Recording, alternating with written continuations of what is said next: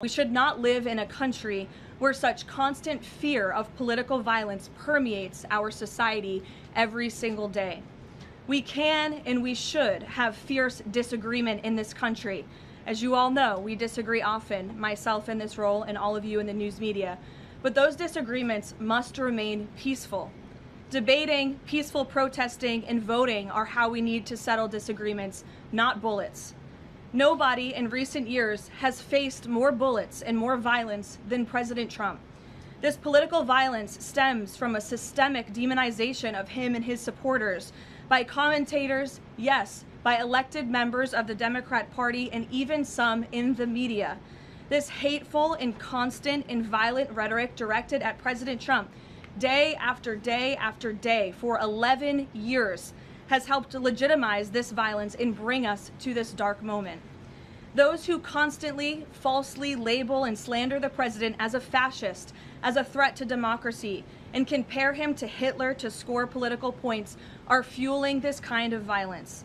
The left-wing cult of hatred against the president and all of those who support him and work for him has gotten multiple people hurt and killed, and it almost did so again this weekend. Who traveled across the country to assassinate the president and as many administration officials as possible. The deranged lies and smears against the president, his family, his supporters have led crazy people to believe crazy things, and they are inspired to commit violence because of those words. It has to stop. And one more point. Saturday night served as yet another reminder of how important it is to fund the Department of Homeland Security. It is shameful that the United States Congress has kept this vital agency defunded for 73 days, the longest shutdown of a federal agency in U.S. history. The Secret Service is a vital component of DHS. It has been directly impacted by this reckless political gamesmanship. These men and women are heroes. They perform their duties daily, and they have children and families too, and they do it despite the political turmoil surrounding their agency. Make no mistake, this defunding of DHS should be a national scandal.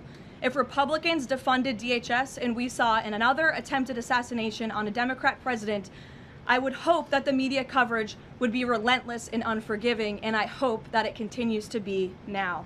With the World Cup, America 250, the 2028 Olympics, and a presidential election all ahead, the Democrats' obstruction is placing an enormous and totally pointless burden on the Secret Service that can get more people killed.